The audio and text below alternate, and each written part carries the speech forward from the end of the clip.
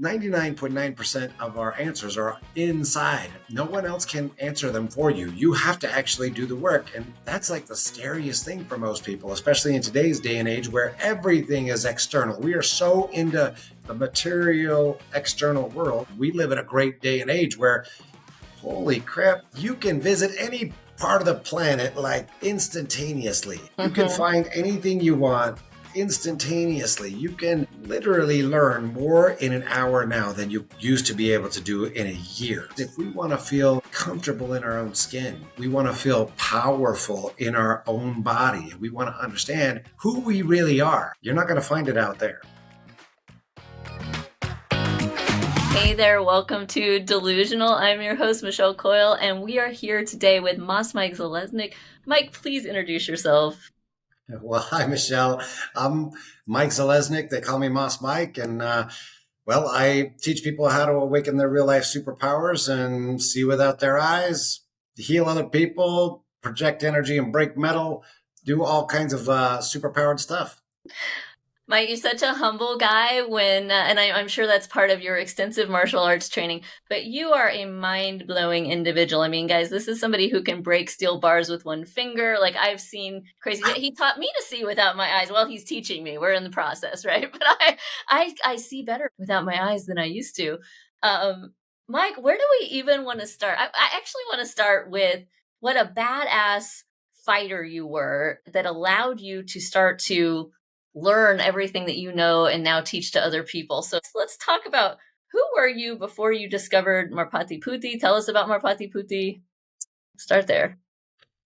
Wow. Well, all right. I'll try this. This could take weeks, but I'll try to make the short version.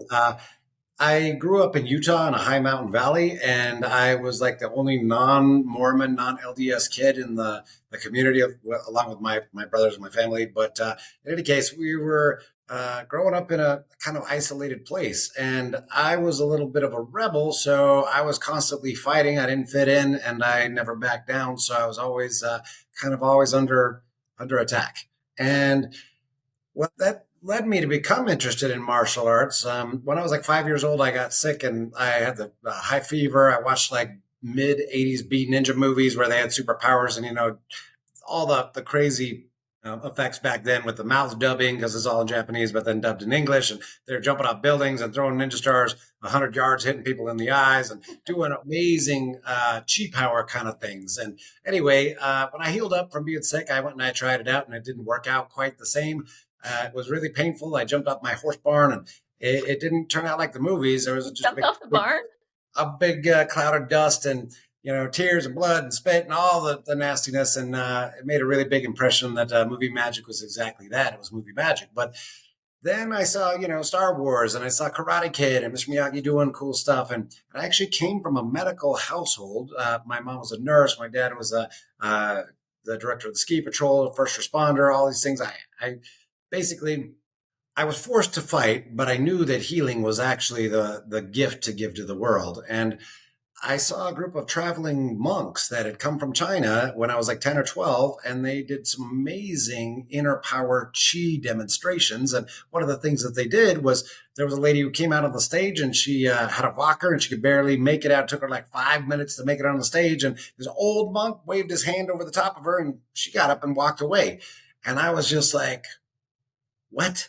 Because I'd seen my mom in action in emergency situations. I knew that was not normal, that healing doesn't just happen like that. So it really caught my attention. But I was really drawn into the martial arts world because I had to fight, and I was really into ninjas and all that stuff. So anyway, long story short, I started martial arts. By the time I found Merpati Putih, I actually had been a semi-professional tournament judge and competitor for about 9.5 years. I had earned multiple black belts. I had 2 third degrees and a second degree, and 23 other arts that I had got up to a rank of brown belt or equivalent in. And I taught lots of military and police and security professionals, and I was really in that world. But it wasn't really what I wanted. Were you like the number one fighter in 7 different martial arts or something? Weren't you like some kind of undefeated? I was an undefeated fighter for 6.5 years too. Yes, I kind of did all the things. And what I was actually looking for through all of that stuff, though, was I wanted the the knowledge of myself. I wanted to be able to connect to myself and know who I was and help other people. And, like what I saw these old monks doing, they had these amazing powers, but they were using them for good. I wanted to be like a ninja and a Jedi, like a ninja.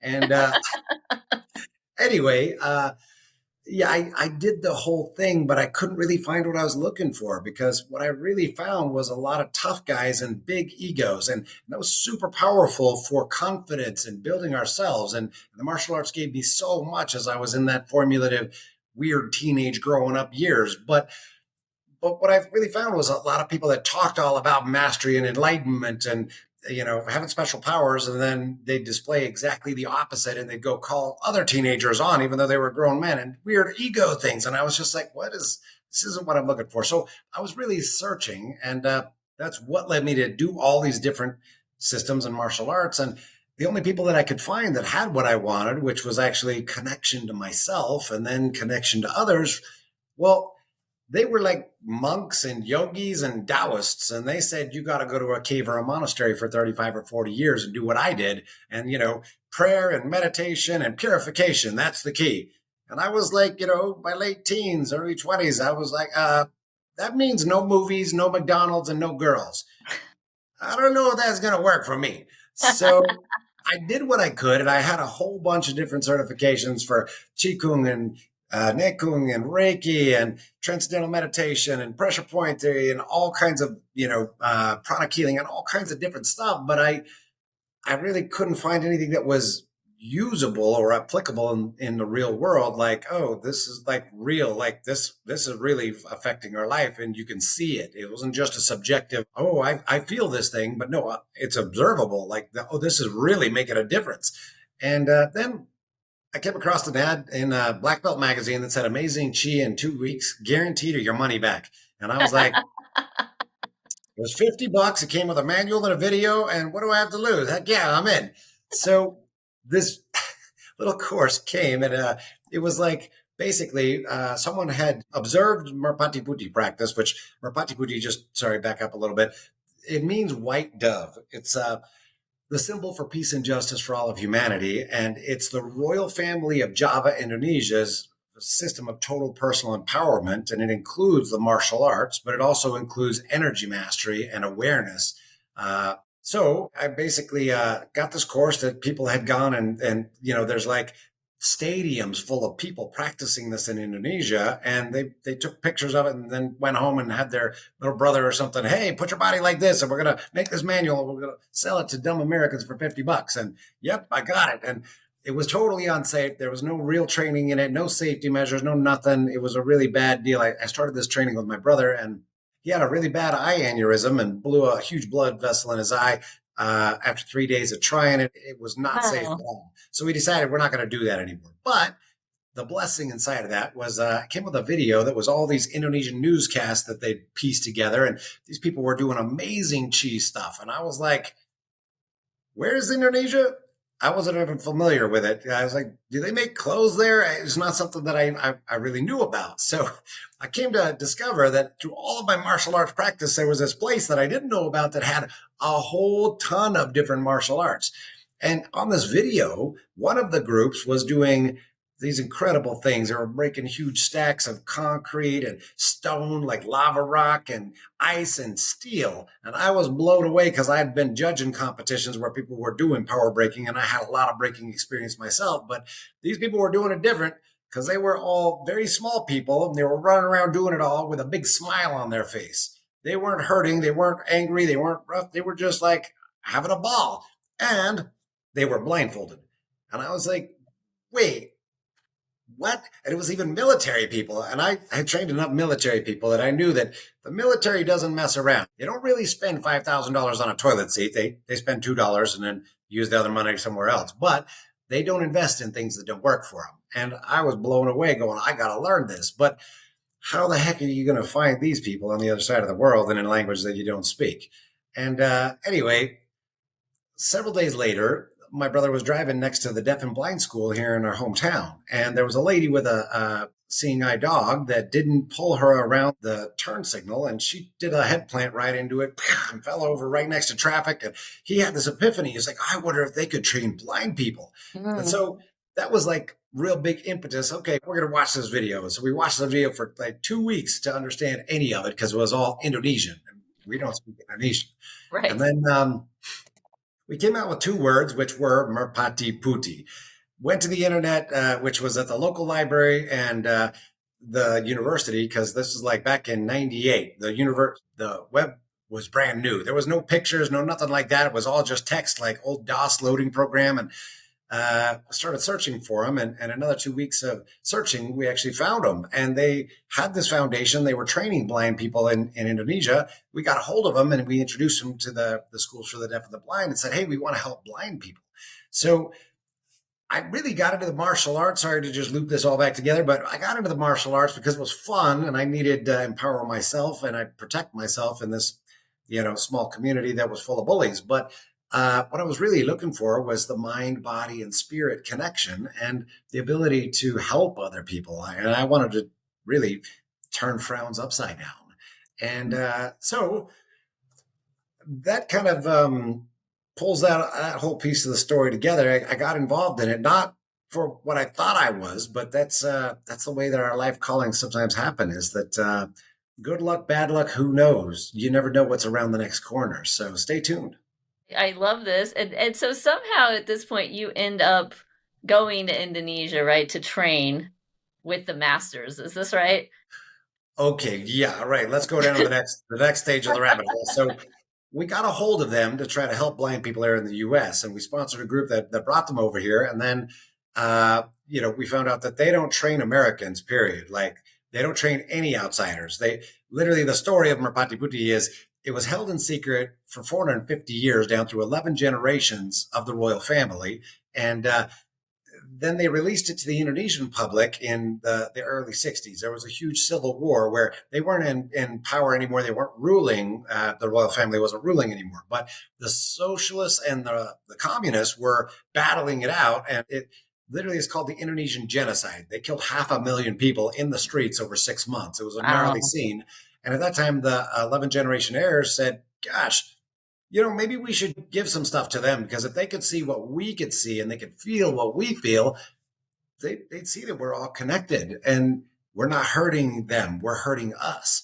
So they got actually on the hit list for both sides. The communists and the socialists were hunting them. They were all underground and they started spreading their knowledge throughout the different communities around the different islands. And within 3 years, it was the third largest martial art in the world with over 1 million people practicing it. And Mhm. it totally changed the political landscape and the identity of the country. And it helped end the war. And they literally consider it as a national treasure and a cultural identity up to this day. So they don't train outsiders. If you're not Indonesian, they wouldn't train you at all. But when we brought them over here, it was crazy. Like, you cannot put the stuff together. You can't make it up. There was another Indonesian guy that met us at the airport and we had no idea who he was. And anyway, it turns out that he's the only person in the entire U.S. who could possibly train us. There were 2 others, but one of them was in Washington, D.C., out in your neck of the woods at the embassy. And the other one was at the consulate in L.A. And they were like only teaching the health and fitness aspects. They weren't teaching any of the martial art. But this guy who met us at the airport, he was he was a former special forces trainer for 7 years. He was best friends with one of the 11th generation heirs for 7 years, and he was also an ear, nose, and throat surgeon. I got to get him on the show. Well, he's a very private person, but we could try. But he literally owned hospitals in Indonesia. He's a very, very Western mindset, logical person that could explain things to us. And he was immigrating to the US, but they wouldn't recognize that he was a doctor and had all of these different things.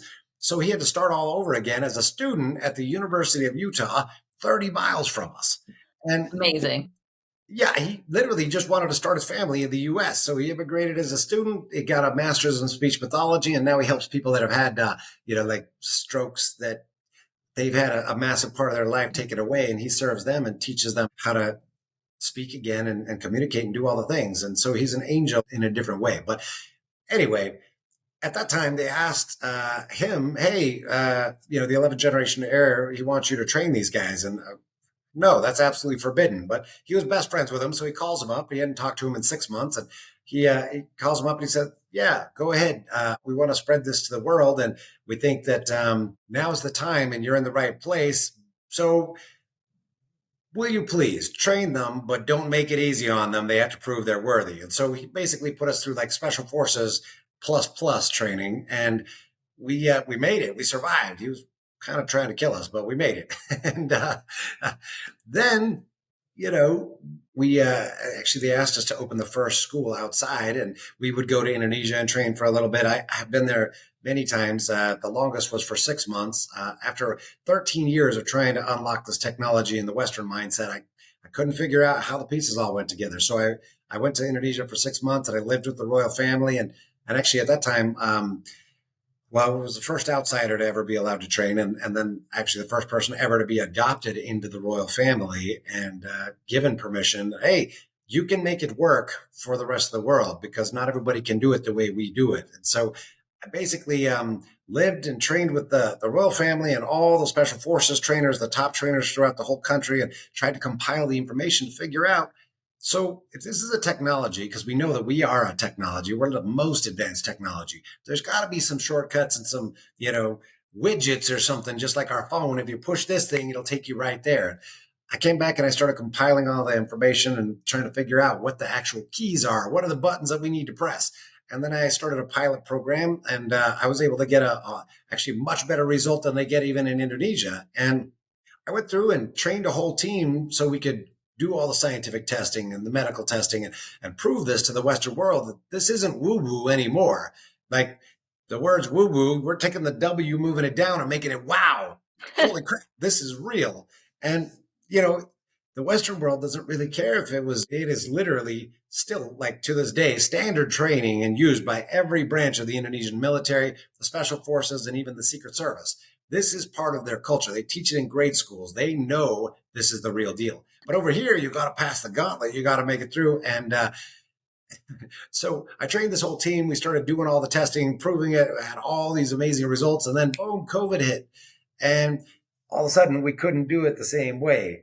But I feel like we're skipping the part where you had to like run up a mountain blindfolded in order to pass your test. Like, he's not telling you the best stuff, guys. He's too humble.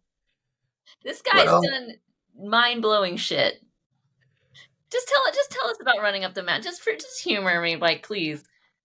Oh, all right. Well, thank you, Michelle. And I don't mean to skip it. It's just there's so much to the story. I'm I trying to make know, but I want the mountain part in there. For all of your amazing listeners out there. I want to make sure that I check the boxes for the chapters of the story. But yeah, we can dive in deeper anywhere you'd like. So, okay, climbing up the mountain. I actually I've done that a whole lot, but this particular one I think is the one that you're asking about was. Well, actually, I guess I should ask, do you mean just the normal one that we do for our tests, where literally as part of the tests, we have to go 23 miles over a volcano? Yeah, that one. Just the basic 23-mile blindfolded up the mountain test, Well, that one isn't blindfolded, but it's in the middle of the night in the pitch black. I want the blindfolded one. Okay. Well, let me just tie into this as, I literally went there because I was willing to do whatever it took. I promised to the royal family, the 11th generation heirs, at the very beginning, as the first outsiders to ever learn, on my blood. I literally had to sign the contract in my blood that, hey, I'm going to help you share this with the rest of the world, because this is so powerful. It could change not just your country, but all of humanity. And so I promised deeply that I would do this. And then after 13 years of doing it and not being able to unlock it and give it to the rest of the Western world, that's why whatever it takes. I built a new school, renovated it, set it up. It was so amazing. And then immediately took off for 6 months and had my team running all the things. So I was, practicing all day, every day, doing the whole deal as hard as I could to try to get what I needed to actually make my Western logical mind unlock to do the thing. And anyway, so I was training with one of the top special forces trainer, and he says, I got a special thing for you. Okay, we're going to go to this place. And then I get there, and it's a volcano. And he's like, okay, there's a target somewhere up. He didn't even tell me what the target is. He just says, you're going to take the trail, and you're going to go up there, and you have to find it within this time limit. And the time limit is 40 minutes. And I was like, okay. Anyway, they put band-aids, blindfold, duct tape, all crazy, like completely blindfolded me, and they didn't even tell me what the target was. And then go. I'm like, what am I looking for? It's just, you'll know, go. Anyway, it's like a crazy trail, lava rocks, and we're way up in elevation. So, it's a forest up there. And weren't you like barefoot too? Well, yeah, everything that we do over there Of course, is it's always. all just barefoot. Yeah, right. Well, so this was, his thing. Hey, we're going to go, we're going to do this thing, and, you're going to get what you need. So I'm sitting here and I'm struggling. I'm going up this. It's like so unbelievably challenging to go up, anything. I mean, just trying to go to the bathroom, wherever you're at right now, if you couldn't see anything, it would be a really different equation, right? Right. Sure. Well, you're going to go up the volcano and you don't know what you're looking for, but go. Anyway, so I go and I go and I go and I'm going all the way up the mountain and I make it. Everybody, all of a sudden I come I mean, I can't see, but everybody starts cheering. And I was like, what is going on? Because I was pretty frustrated and angry by this point. Anyway, they're like, oh my gosh. And they come, they take all the duct tape, which, oh my gosh, it was a gnarly process. They take off all the blindfolds and everything. Look, you got it. And I was like, but I didn't see the way that I wanted to see. What? Anyway, long story short, I was pissed and I was stomping around trying to process these emotions going, you said that this was the key that I needed, but I didn't get what I wanted. And they're like, no, you have no idea. You literally made it here in 22 minutes. The record for anybody doing this is 36 minutes. And we have a race here every 3 years, and all of the seniors that are trying to do this try to go do it. Let me show you. And they started leading me back down the trail. They're taking me down this trail, and it's like literally huge drop off to your left. And over here, You so and could have so. just died at any point. You could have just gone that way. Yeah, absolutely. I mean, it's like no joke. This is, in Indonesia, kind of everything is dangerous, even in the city. There's no ADA compliance. Everything is out to get you. You could just be walking on the sidewalk and there's a 3-foot hole into a sewer. There's electrical lines just hanging down. If you ever see the traffic in Indonesia, you understand that it's like everything there wants to kill you. It's like a very, very scary endeavor. But we're up in the mountains and I'm logifying all of these things going, well, I live in the mountains. I'm a mountain goat. I'm good at hiking. But no, this is totally different because we're coming down like, see this drop off? And it's like 12 feet down straight on to more lava rocks. Yeah, so-and-so went off here. They broke their leg. Oh, you see this hole over here? So-and-so got into this one. And then they got their head into the razor weeds and they cut their head open. They needed stitches. And we had a 3-hour ride to the hospital. And they're telling me these stories as we're coming back down. I had no idea what I had gone through. And I had this crazy epiphany of like, maybe I did go to what I needed because something was guiding me. And as I, got past the logic and started to come into the fact that, hey, I actually did something that was really incredible because I'm like way faster than anybody else and I didn't die. That's pretty cool. All right. So now what? And in that moment of feeling just a sliver of recognition that something cool had happened, a lot more started opening up for me. And then, well, I did a lot of other things like that. Like, the other volcano story that you were asking about, for every one of the tests above level, to get to level 8 or above, you actually have to go to Indonesia and you have to go to the traditional birthplace and climb a different volcano. And it's like a crazy process. It's a 3-day test of doing all of the martial arts stuff and fighting and all of the normal martial arts stuff. And then we have to run over this volcano. It's 23 miles, but we do that in the middle of the night, pitch black.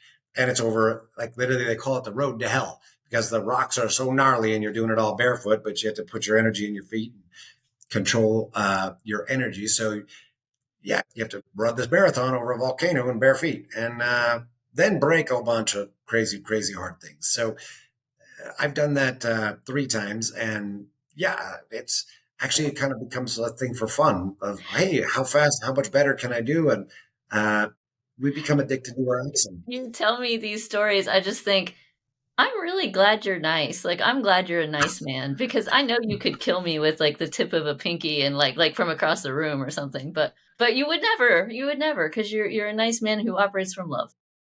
Well, Michelle, I have always got you. I am your personal bodyguard. If you ever need something, you just let me know.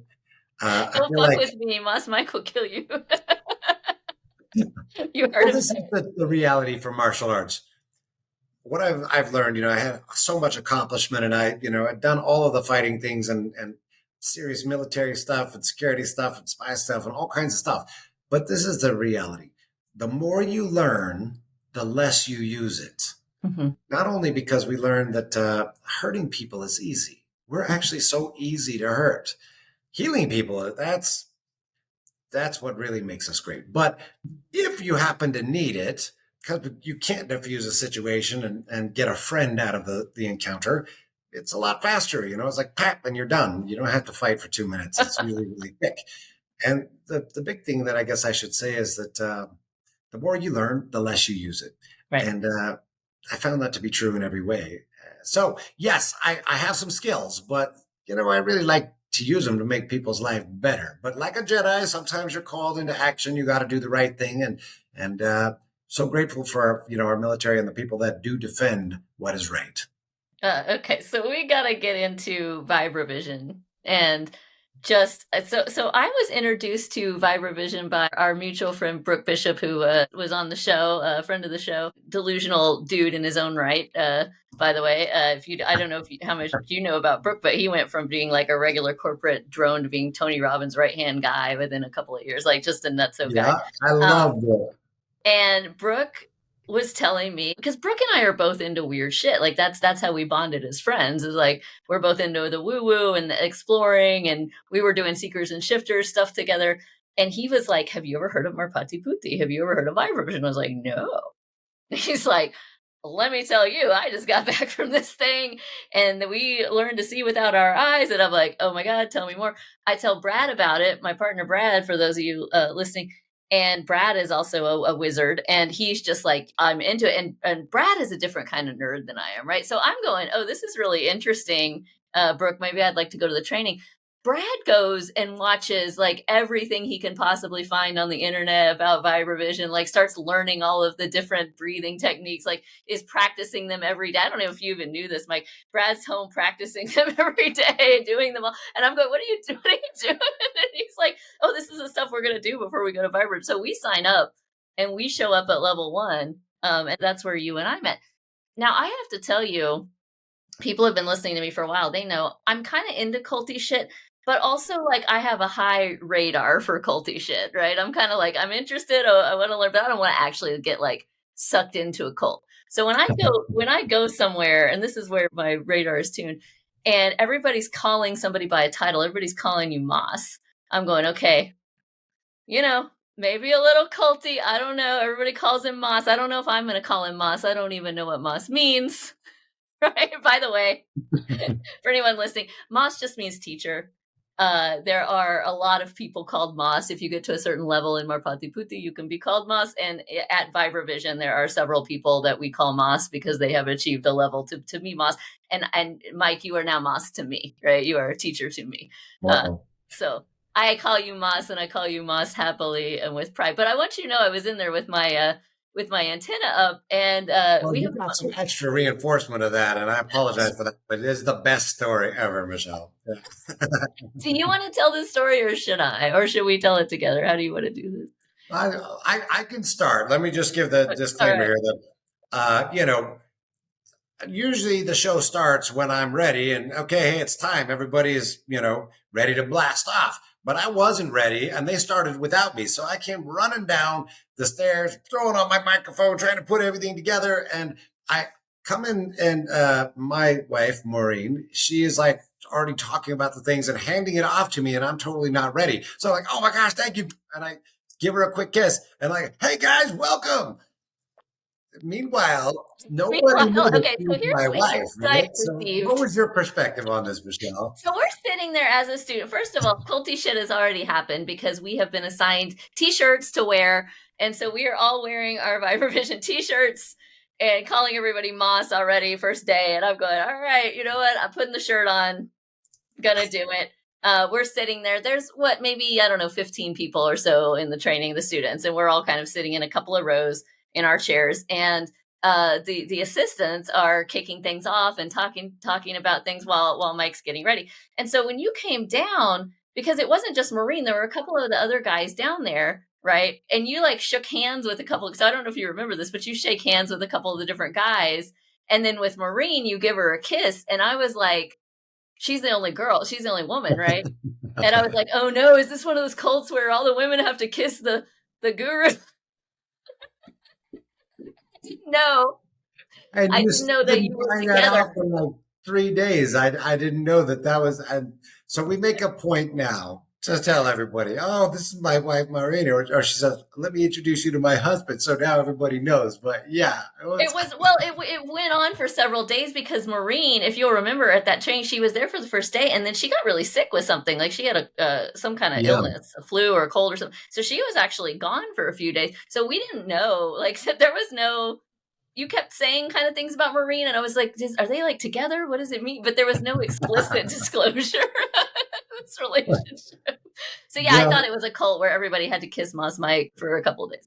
I forget who it was that it might have actually been Brad, but somebody had after this all came out, and I was like, what? No. Anyway, they're like, one of the guys was like, well, I'd kiss him. This is, this is, Everybody, we were all 15 of us were ready to kiss you if that's what we had to do to learn how to see without our eyes at Vibravision. So no, so we had a great time at Vibravision. It's really fun. It's also very difficult. Now, don't get mad at me for saying this because I don't want to, deter people from going. It is difficult for somebody that's a beginner. Now, for you, obviously, this is like the most basic level shit. But for me, I was sitting there. If you remember, I was just like, I'm gonna hyperventilate.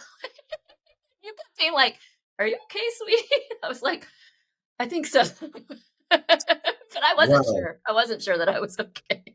if I could, just stepping back in time just a little bit here, I want to make sure that everybody understands that we're all kids and we're just walking each other home. It doesn't matter what level of fitness you are at.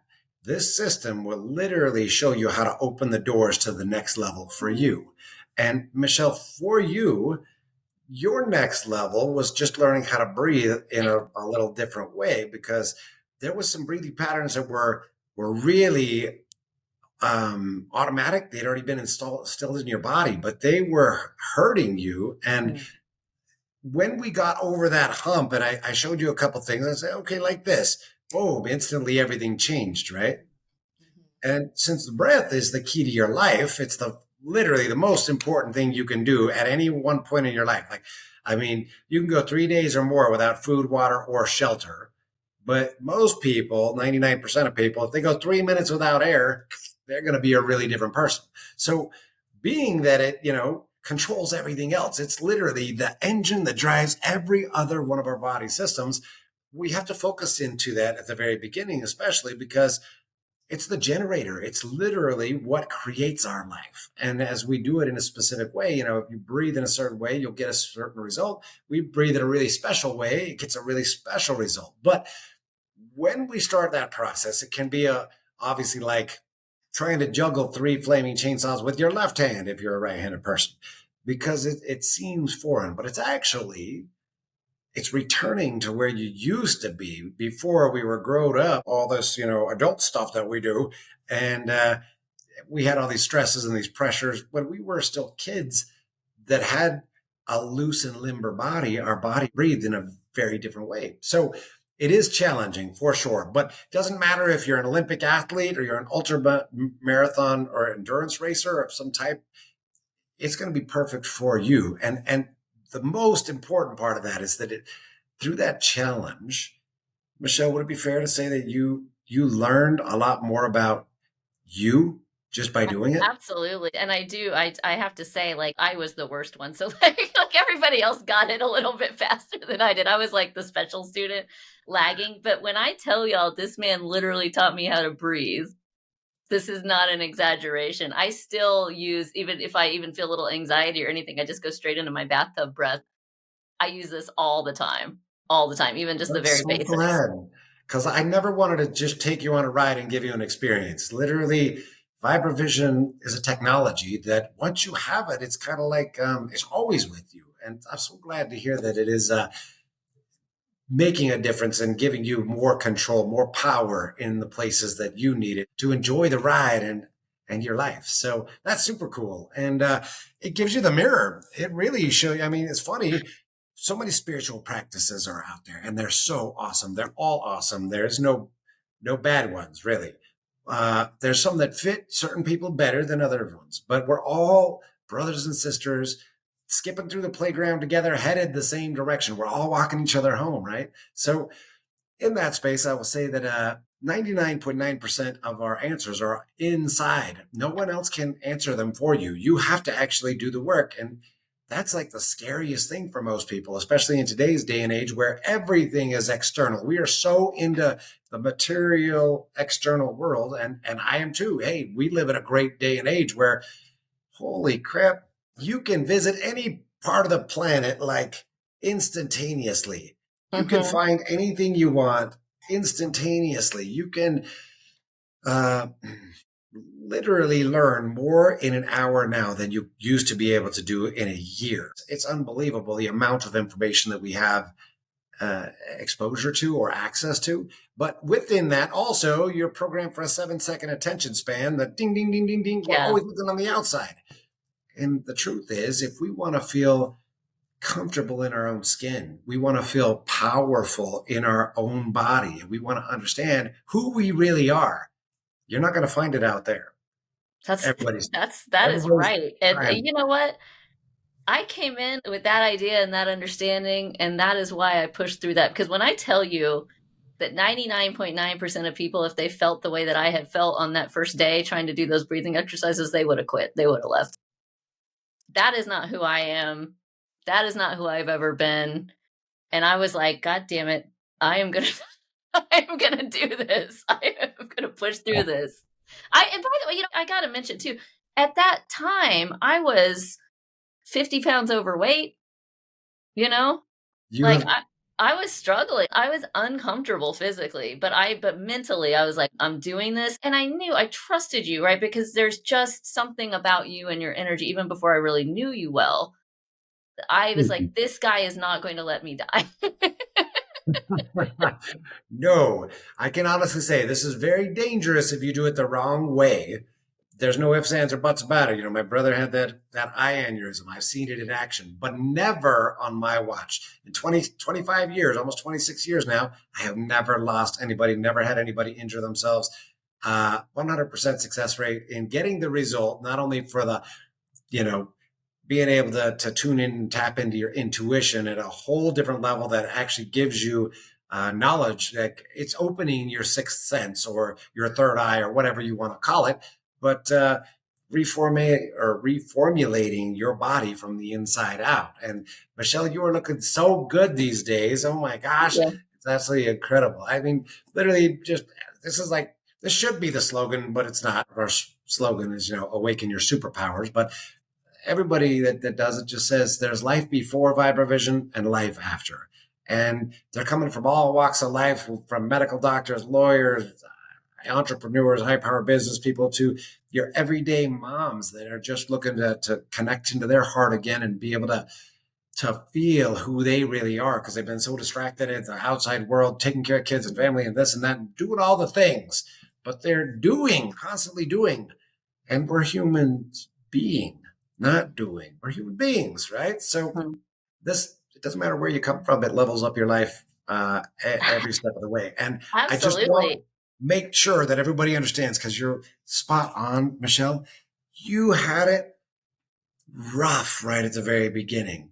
But we try to mitigate that, make it really a lot nicer. And so I'll just ask, just to be fair, Did you prepare for the event and do the homework stuff? Not as well as Brad did, okay. I did a little bit because he guilted me into like he's like we gotta learn this and we gotta practice, but I was not not nearly as much as he did, and so that is a fair call out.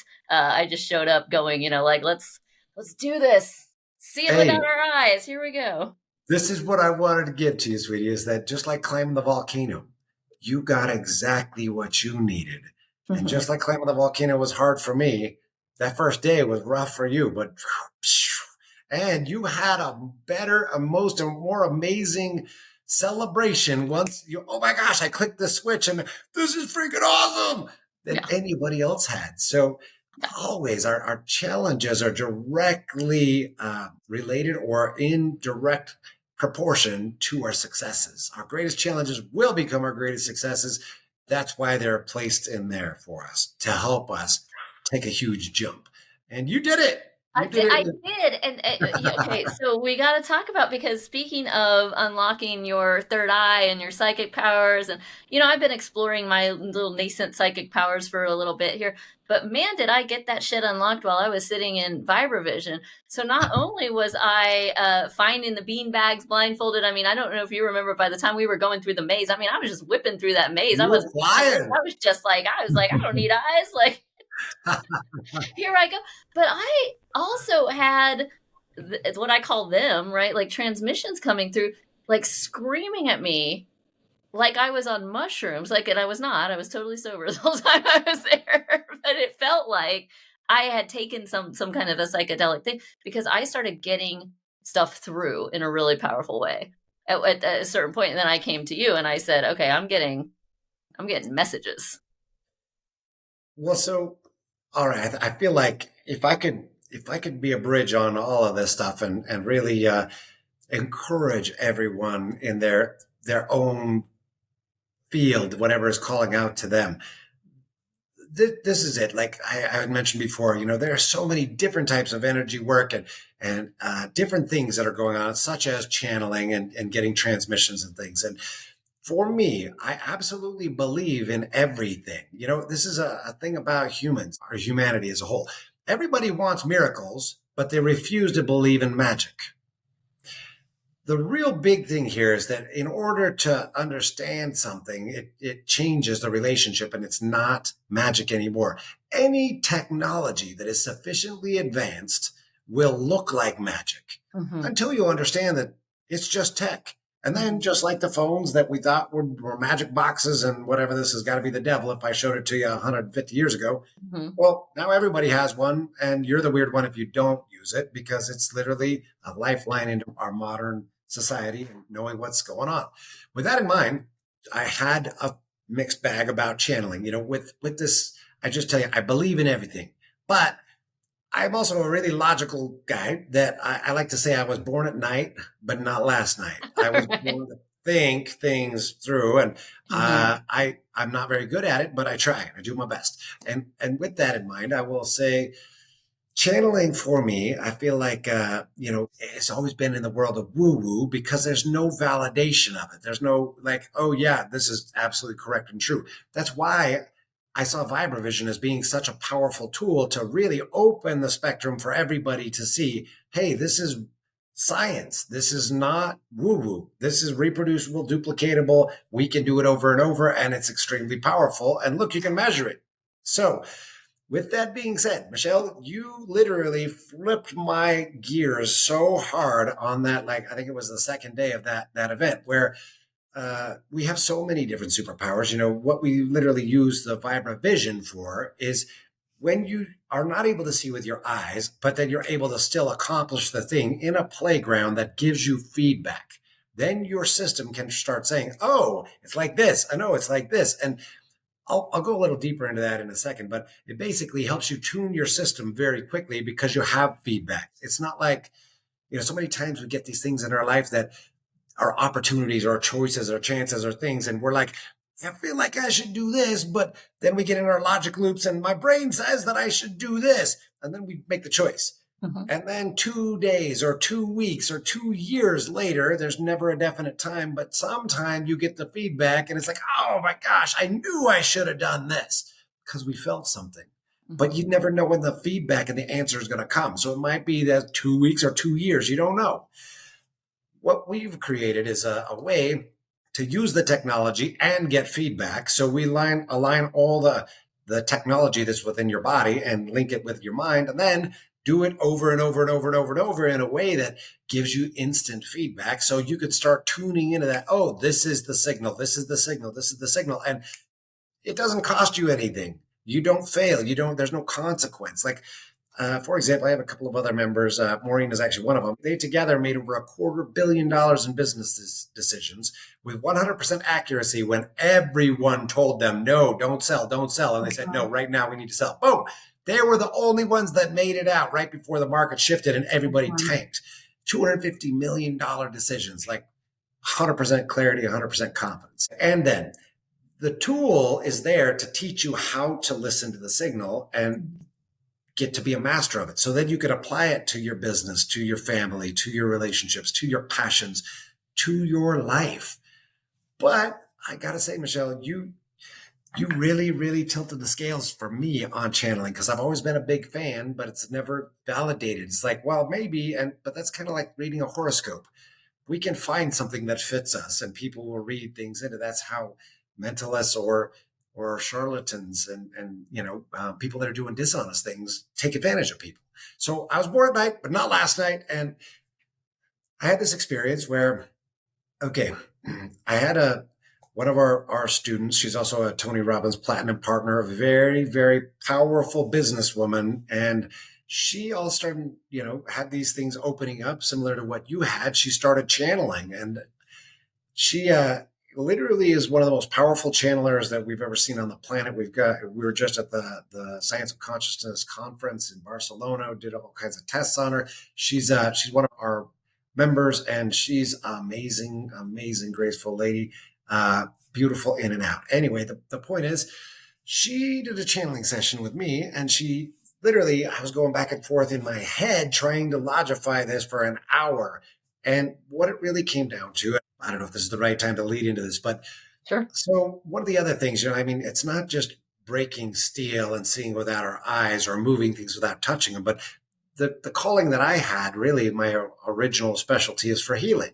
And I got inspired by that monk, and I've seen pain rob people of their life. Where you can't think straight, you can't enjoy anything, you can't contribute when you're suffering. You're just in survival. And so healing has always been a big thing for me. And Vibravision basically kind of gives me an X-ray and an MRI and a CAT scan all built in, and then have the ability to basically throw lightning bolts and create a different flow of electricity through people's body, because we're electric beings. And so with that in mind, this lady's doing a channeling for me. She's telling me, hey, if you want more abundance, because I was having a struggle right then, trying to make sure that I could take care of all of my team. For me, money is not the thing. But I have these kids that are on my team. They're not really kids. They're grown people with families. I got to pay them. I got to take care of them. I got to do the thing that they need done. And an hour, she's channeling this amazing being named Samuel.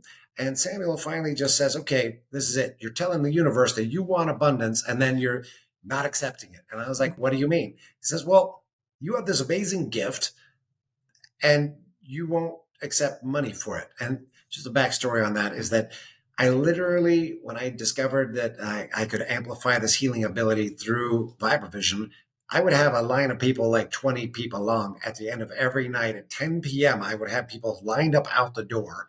And I've had a lot of doctors and internists and chiropractors and different people bring me their family because they couldn't fix the thing that was happening with their most loved ones. In any case, the point that I was trying to make here is that I never would accept money for it. This is a gift. Even if it's midnight, you're suffering, I'm going to help you.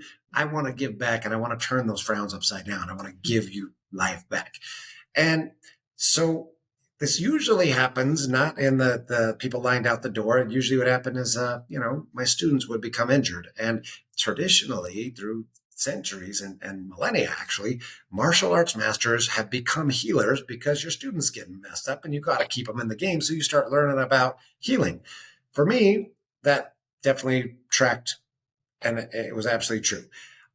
So within this, I usually am battlefield triage. Somebody's messed up right now. Let me fix them. Mm-hmm. But I would always serve the people that needed it the most and never accept money for it. This being Samuel that's being channeled tells me you are like one of the best in the world on the planet at this time at doing what you do. You can fix things no one else can fix, and yet you won't accept any money for it. So you're telling the universe, give me more. And then you're saying, oh, you won't accept it. And I had a real hard pill to swallow on this one. I was like, oh my gosh, I know, I see it. My logic agrees with you. Yes, you're right. So if what you're saying is if I just charge for healing, that then everything else will work out. It says, yes, go try it. And I was like, okay, I'll try it. But I had no idea how I was going to do that because I'm not about money at all. So anyway, long story short, that was already a long story, but I'll shorten the rest of it. 3 days later, I'm in level 1 event with you, and someone in your class had a serious health problem going on in their arm. They had a frozen shoulder and they were in excruciating pain and they could not lift their arm at all. So I walk over to this gentleman. I say, hey, do you want me to fix that for you? And he's like, no, you can't. I've had this frozen shoulder for a year and a half. I've seen 11 doctors and specialists and nobody can do anything. And I said, do you want me to fix that for you? And he's like, okay. So, needless to say, a minute and a half later, I moved some of the structure that was getting in the way of everything flowing nice and smooth. I did a little bit of adjustment, threw some energy through him, and created some circuits with some lightning bolts that he didn't have before. Literally a minute and a half. He is pain free, can move all the way. He's crying. He can't believe what's just happened to him. He's so grateful. It's just like pouring down his face, and I'm just like giving him the biggest hug, saying, "I'm so happy I could help." And then I walk away and I get this tap on the shoulder, and it's Michelle. It's me. And she says, I don't really know you at all. This is only the second day of the event. She thinks that I'm a cult leader that she has to kiss at some Yeah. point during all Yeah. of this, right? She says, I don't really know you, and this is not my thing. I'm like Washington, D.C., very logical person, political analyst, doing all the things and keeping track of lots of different things. But this just happened to me. I started having these transmissions. I'm getting downloads all the time. I'm channeling, and they are screaming at me right now. They're screaming so loud, I have to tell you this right now. I was like, okay, what are they telling you? And she You're like, says, okay, I mean, we have to go back to class, but okay, real quick. well, you were very passionate about it, and I will always take time to listen. If you're like, I just started channeling, and they're screaming at me, telling me to tell you, we told you already, you have to charge for that. And I was like, wait a minute. Because I was in a totally different state with a totally different person, totally unconnected. Like you guys don't even know any of the same people. There's like unbelievable displacement of these two sources within 2 days, telling me the exact same thing and actually not telling me, reprimanding and scolding me, saying, we already told you. And at that point, my 50-50 balance of yes, maybe, I think it went to at least 95-5. I still leave room for people that aren't skilled and don't know what they're doing. But I will say, Michelle, you really flip my script in my head of what? Okay, there's no possible way. That is validation for me at the highest level. I cannot see just what I want to see. There are no rose colored glasses to look through on that. You literally called me out because I knew, but I couldn't do it, and you forced me into it. And since that happened, let me just put this. I woke up one morning and I come out, and Maureen's like looking at me like this. She's like, I did a thing. And I was like, oh, okay, let me use the bathroom. So I had pee first, right? So I come back out. There was a Tony Robbins event that was coming up, and she's one of the senior Tony members, platinum partners. She's one of the Lions, and she just put it out to her people. Literally in 10 minutes, she had 40 appointments booked with people to come see me and pay me. So I didn't actually have to do the thing of, hey, can you pay me? No, she just took care of it, already arranged it, lined it up. The 40 people that I saw during that event, they were such raving fans. At the last event that I literally just got back from, I was not planning on doing anything. I wasn't even in the same hotel. They hunted me down, found me, And they raised my price 5 times what we had originally done, actually over 5 times.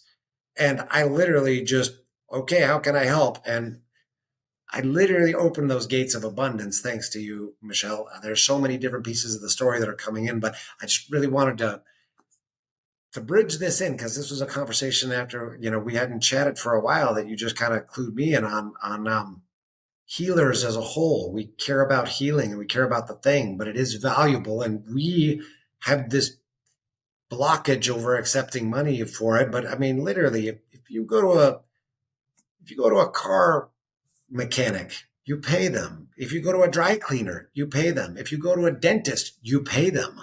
Mm-hmm.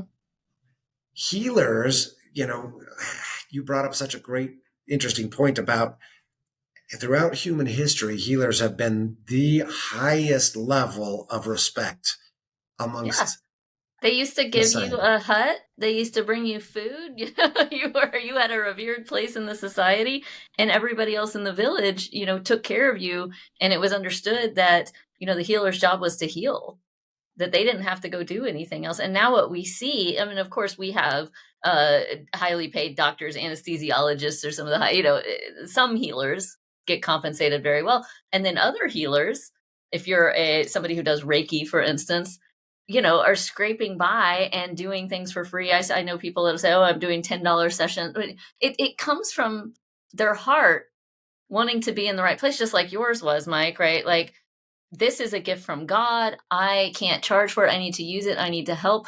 But where I start to have a problem with it is then when you go home and you're starving. Not that you were starving, but there are so many people out there who aren't scraping by with a living because they're a healer. And Mike, when you don't charge for what you do, you make it okay for other people to not pay those people. Right? Yes, I absolutely understand the concept of flow, and that's for all energies, and money is a form of energy. In fact, I've just recently discovered this after my lesson from you that the word fee stands for fair energy exchange. Yeah. FEE. Yeah. Uh, with that in mind, I feel like we can have our cake and eat it too. We can find a balance. Like, for example, at this event that I was just at, everybody, like scheduled appointments that were not even run by me. I was doing something totally different, but like, hey, okay, hey, we're going to stack you up. They organized themselves because they wanted, they wanted the experience so bad. They had something that needed to be ironed out for them. And then there's this one guy who literally he had some type of other nerve pain in his shoulder that was so incredibly intense that he was from Australia and he could not function. And I was just like, okay, right now, out in the hallway, on the carpet, boom, go do the thing. And he was literally at a pain scale on a 1 to 10. He was at a 25. He was ready to walk out, go home, and could not, function. He was in such excruciating pain. And it took me a little bit, but I was able to get him from a 25 down to about a 3, and all of his pain medication from the doctor, all of his crazy pain meds were out. So that's why he was suffering so bad, because he'd had this for 6 weeks. The point was, I literally told them, hey, if this doesn't take, he doesn't pay, because he was in such excruciating Yeah. pain. Yeah, literally, all I want to do is make the world a better place. And you're a good dude. You're bringing good things into the world. You need to be good to do that. So always, in balance. And Maureen, she has a wonderful philosophy on all this too. No, you charge them and then you can go contribute more because you have more to That's right. give. That's I right. totally see that. So There's yeah, so I hope that much. is inspiring for everybody that's doing great service in whatever capacity to make the world a I better hope place. so too, because what we want, and when we, I don't know if you know this, but when I first started business coaching, right, like 10 years ago, my very first thing that I would say is I'm making good millionaires, right? What I want to do is help good people make millions of dollars because they're going to have a positive ripple effect with what they do. And I'm proud to say that I've made a few hundred good millionaires at this point, or they made themselves, but I was able to be part of That's guiding them. amazing. And I'm very proud of that. It's very cool to see. There is so much that you can and want to and will be doing with Vibravision, when there is more resources coming into the picture, and we're starting to see more resources and attention flow your way. And it's just, it couldn't be more well deserved. I mean, you are the definition of somebody who's paid your dues, put in your time. I mean, you've been doing this a long time. Well, Michelle, thank you. I guess literally what the other really important point that we were talking about beforehand is that this is delusional, right? The whole thing is delusional. The whole key to that, I mean, I'm so honored that you would have me on here is, you know, we make a plan and then life happens as we know. It's never a straight line. And for me, the plan was literally whatever it takes. I want to bring this amazing connection of our heart and our mind and our spirit all together for the good of the world. And for so many years, literally trying to support all of the scientific testing, the medical stuff, I literally have been one of the most low paid people on the planet. Literally, between my brother and I, when we first started out for the first 8 years, one person working at McDonald's would earn more than both of us put together. We put everything back into the business, and we're trying to put it all together. Then I got, a hefty salary. I worked another 10 years at $24,000 a year. I'm a very, very easy guy. I don't require much, and I'm very low maintenance. So, with that in mind, the also truth was that I was in the school 100 hours a week. There's not much time to spend money when you're always on mission. So, super easy, super low key, didn't need much. But at the same time, I found, this exact mission has not been easy. Like, we are only ever supposed to start off being the ambassadors to help the Indonesian people come and do the thing. But then 9/11 happened. And all of a sudden, since Indonesia is the largest Muslim nation in the world, no more visas for Muslims. No, sorry, you're cut off. Now we have to do it all ourselves. So I went through all the different things, and whatever it takes to the end of the line, I will go there. Then came back, started the pilot program, trained athletes, Vibravision athletes to do at the highest level, something that even in Indonesia, even though it's all their special forces and their bomb squads and everybody, and they're really good, I took it to another level of creating the most fantastic athletes ever seen on the planet. And when I say that, I mean literally X-ray vision through multiple different walls, being able to read down to 7-point print. Listen, I've seen this. I have to testify. I have to testify like we're in church, right? Because you had what's his? Oh my gosh, what's his name? Moss that comes in and does the demonstrations and read. That was Moss Dave. Moss Dave comes in off the street. We don't even know Moss Dave. He hasn't even been hanging out, in level 1, and he just comes in. And he starts doing, the craziest shit, right? So first they have different color targets. Moss Dave has a blackout blindfold. We know these are blackout blindfolds because we all have them too. We've been wearing them, for several days.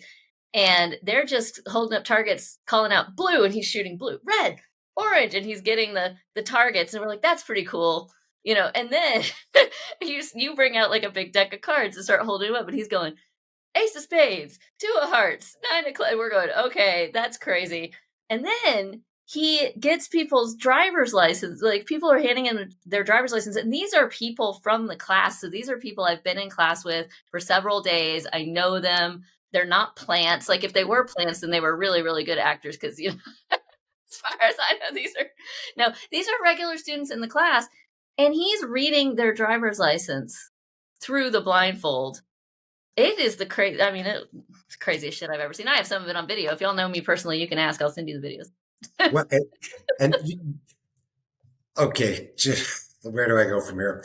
The first thing, if you want to see some of what she's talking about, just go to the website, vibravision.com. There's lots of videos, the YouTube. We got lots of stuff out there that is documenting this and doing EEGs under clinical testing conditions, trying to look for exactly what's going on in the brain so we can take it to the next level and help people even faster. We've proven it to the biggest skeptics, and we're definitely not cheating. This is a real thing, but it's still, the adventure continues, I guess I should say, because who you met there, Moss Dave, actually, he was one of 7 athletes that I had trained to be at this level. Doesn't matter if they're sick, if they're tired, if they had a bad Tuesday. It doesn't matter. They are 100% absolutely at speed, like driving the go-karts, riding the bicycles through obstacle courses, being on foot, shooting targets, fighting, reading, drawing, you name it, they can do it, counting money, any of it, and 100% accurate vision. With that in mind, then COVID hit. And when COVID hit, it really changed the game. We couldn't be in person the same way, but I had just developed a new format, which is what you experienced, which is the immersion format. So, long story short, I took 20 years of the traditional system, and being the only one that's ever been adopted into the royal family and being the only one that's ever been given permission to adapt the system to make it work for the rest of the world, I had to do it a little different way because traditionally you had to do the warrior path and all the crazy martial arts stuff until you got to level 6. And that's where you would start learning some Vibravision stuff. Mm-hmm. But like 1 out of 1,000 people will actually make it there. So that's not really a big pool. You can't help the world with Vibravision if you only can get 1 in 1,000 that can even start it. So I flipped the script on that and I said, hey, let's do it in a way that we can give it very quickly. And everybody gets to start with the wizard's path. And if you want the warrior's path, you can opt into that later. But by simply reversing those two and figuring out how instead of, 20 years originally, then I shortened it down into 6 months, but you still had to move here. You had to be present and come to all the classes weekly and do all the things. Then right before COVID, I figured out how to put it into an immersion and literally long days. We do, 8 to 10 hour days, but like in those hours, yeah. Well, I was able to stack. And I literally got a better result in 5 days than I could get in 6 months of having people move there. And then we have a level 2 and a level 3 and auxiliary events. And it's just like never ending rabbit hole of freaking awesome to open everybody up and keep the playground going. And so with that in mind, there's a lot of things that are happening right now. There was just ever the first ever Psychic Olympics. It's called the Psy Games, run by one of our senior members that also is a former special operative Psy Ops member of the military. He's done remote viewing, out of body experiences, all kinds of different stuff. So like it's hitting the world stage. We're going to be in a big documentary that's going to be coming out here at the end of the year with some of the top names in the field: Dr. Joe, Greg Braden, Bruce Lipton, Lynn McTaggart, Nassim Haramein, Tony Robbins. I mean, there's like a lot of things that are happening right now, and it's time. Like the aliens showed up, AI is taking over. There's like so many things. Like the world is ready to take itself to the next level. The question is, do we want to jump on board, and are we going to join it, or keep plodding along and hoping for something better? And I would say also too, I've got something for anybody that's ready to rock and roll and take themselves to the next stage. I don't know if right now is the right time, but go for it. Give us a gift, Mas. Well, Michelle, I love you so much. I put together a special discount for your folks. If you hear about us from Michelle, I have a special discount on either of our next events for the rest of the year. We have 2 level 1s that are coming up, and let's see, September 4th through the 8th and November 4th through the 8th. So I know this might not come out before the September event, but they could definitely still do the November event. And I want to give you a huge discount for anybody that hears about Vibravision from Michelle. When you go to our website, vibravision.com, and you go, schedule the event, use the code. The code is Michelle Rocks. And that'll give you $2,000 off your entry into that event. And we just can't wait to share it and play with more people because, well, as a closing part of this, I guess the last thing I have to say about it, I guess, would be the right thing.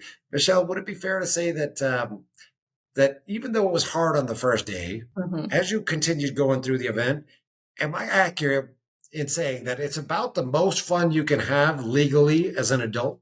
Yeah, we had a great time. By the end of it, we were in stitches. And you guys have some video of Brad and I clowning around that is hysterical, but we were having so much fun. I actually want to use some of those clips, with your permission, of course. Please do. Yeah. To inspire people to come with their partners, because so many times as adults, especially if you're raising a family together, you're doing things, it's like people run parallel, but they're not actually together. They're like, what do we do for fun together? And, the number one thing, we're using the technology and we're awakening your real life superpowers. But to actually have access to them, you have to go back into being a kid. So I get to take, like you, so powerful, so professional, so unbelievably smart and logical, but all of a sudden you get to go back and bring out the little girl inside that just wants to play. And that's where you awaken, or access all of these superpowers that have been awakened inside of you. So it's all gamified and it's all put into a way that if you're not having fun, you're not doing it right. But that is not the traditional method. So I had to figure out how to make it work for us, and it involves a lot of fun. It's so much fun. It's life changing. It really changes the way you think about yourself, the way you think about life. Brad and I are very excited to come back and do level 2, where we're going to get to learn how to break a steel bar. Oh, heck yeah. With our energy and with love. We can't wait to come back. Mas, thank you so much for being on the show. Again, tell everybody where they can find you. Well, Vibravision.com is the main website, and I'll definitely include the links. And there's a cool video you can watch right at the very start of that. We're actually redoing the website right now, so there's some changes and some cool stuff, but it's totally good enough for right now. Vibravision.com is the homepage, and then of course we're like across Facebook and Instagram, YouTube, all the major platforms. I don't really super social media or tech guy, but I know that we're out there. If you just go to vibravision.com, they've got all the links to any platforms that you might want, and it's going to be improved a lot here in the next little while too, with our new strategy from our new marketing company. So vibravision.com, go have fun. There's actually a free energy exercise that you can do on there that I should also just mention.